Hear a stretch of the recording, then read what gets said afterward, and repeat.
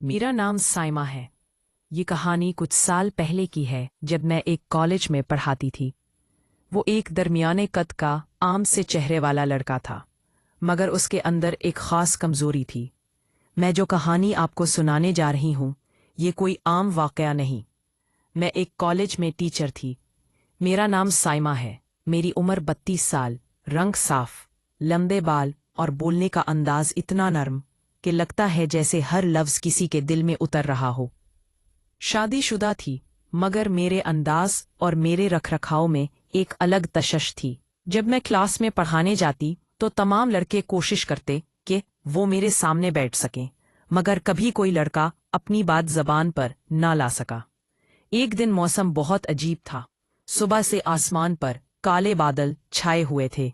दिन भर मुल्की बारिश होती रही, और जैसे ही कॉलेज से छुट्टी का वक्त आया, अचानक बारिश तेज हो गई। तमाम तलबा जल्दी जल्दी छतरियां खोलकर या दौड़कर गेट की तरफ जाने लगे। मेरा एक तालिब इल्म, जिसका नाम यासर था, वो लाइब्रेरी में कुछ काम कर रहा था, इसलिए बारिश की वजह से रुक गया। बारिश की आवाज बढ़ती जा रही थी, और बारिश का शोर एक अलग ही फजा बना रहा था। कॉलेज तकरीबन खाली हो चुका था। मैंने सोचा कि थोड़ी देर रुक जाऊं, शायद बारिश रुक जाए, उसके बाद घर चलती हूं। मैं स्टाफ रूम के दरवाजे से बाहर आई। मैंने यासीर से कहा, सुनो। मेरी हल्की सी मुस्कुराहट थी, मगर आंखों में कुछ संजीदगी भी मौजूद थी। वो कहने लगा, जी मैडम बोलिए। मैं जल्दी से उसके करीब गई। मैंने पूछा, आप अभी तक कॉलेज में क्या कर रहे हैं? वो हल्के लहजे में कहने लगा, मैडम लाइब्रेरी से कुछ किताबें लेनी थी, इसलिए रुक गया।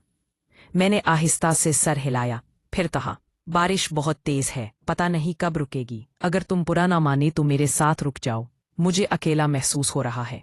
मैंने दिल ही दिल में सोचा, ये लम्हा शायद किस्मत ने खुद मेरे हाथ में दिया था। वो कहने लगा, जी मैडम मैं रुक जाता हूँ। इस वक्त स्टाफ रूम में कोई खातून टीचर मौजूद नहीं थी। मैं बादल के गरजने से खुद डर रही थी। हम दोनों एक मेज के पास बैठ गए, बारिश के रुकने का इंतजार करने लगे। बाहर का मंजर धुंधला और कमरे के अंदर हल्की सी रोशनी थी, जैसे माहौल खुद कोई राज सुनाने को बेताब हो।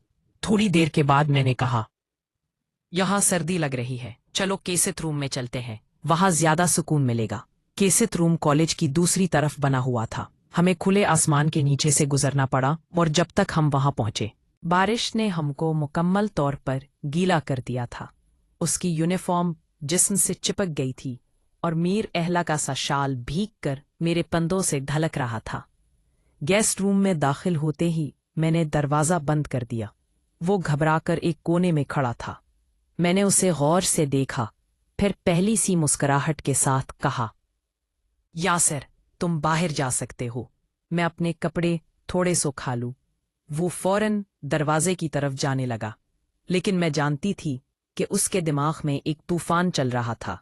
बारिश की खुशबू, भीगे कपड़ों का लम्स, और वो कशिश जो बरसों से उसके दिल में थी, मुझे सब महसूस हो रहा था। वो बाहर जाकर दीवार के पास खड़ा हो गया। फिर उसने हल्का सा दरवाजा खोला। अंदर देखा तो मैं अपने शाल को निचोड़ रही थी। मेरे बाल कंधों पर भरे हुए थे। मैं दुपट्टा हटाकर अपने बालों को संवार रही थी।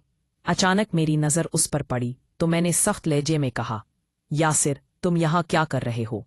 उसके हाथ पांव कांप रहे थे। कहने लगा, सॉरी मैडम, मैं बस ऐसे ही, जस्ट ऐसे ही। मैंने उसकी तरफ देखा, फिर थोड़ा उसके करीब चली गई। मेरी आंखों में गुस्से से ज्यादा सवाल था। क्या तुम हमेशा से मुझे ऐसे ही देखते रहे हो? उसने नजरें झुका ली। कहने लगा, मैडम हाँ मैं आपको पसंद करता हूँ, लेकिन कभी हिम्मत नहीं हुई कि आपसे बात कर सकूं। उसकी ये बात सुनकर मैं खामोश हो गई। बाहर बारिश का शोर बढ़ता जा रहा था, और कमरे के अंदर एक अजीब सी खामोशी छाई हुई थी। मैं आहिस्ता से खिड़की के पास गई, बारिश को देखने लगी। मैं कुछ सोच रही थी। फिर मैं वापस पलटी। मैं यासीर के करीब चली गई। मैंने मुस्कुराकर कहा, यासिर तुम अजीब हो, लेकिन आज शायद ये बारिश भी हमारे हक में है। वो मेरी बात सुनकर हैरान हो रहा था। मेरे अपने दिल की धड़कन इतनी तेज हो चुकी थी कि बारिश के शोर में साफ सुनाई दे रही थी। गेस्ट रूम की खिड़की से बाहर बरसने वाला पानी और अंदर का नीम अंधेरा मिलकर एक अजीब सा जादू पैदा कर रहे थे। मैं यासीर के बिल्कुल करीब आकर खड़ी हो गई। میرے بال اب بھی بھیگے ہوئے تھے، پانی کی بوندیں کان کے پاس سے نیچے گردن تک آ رہی تھیں۔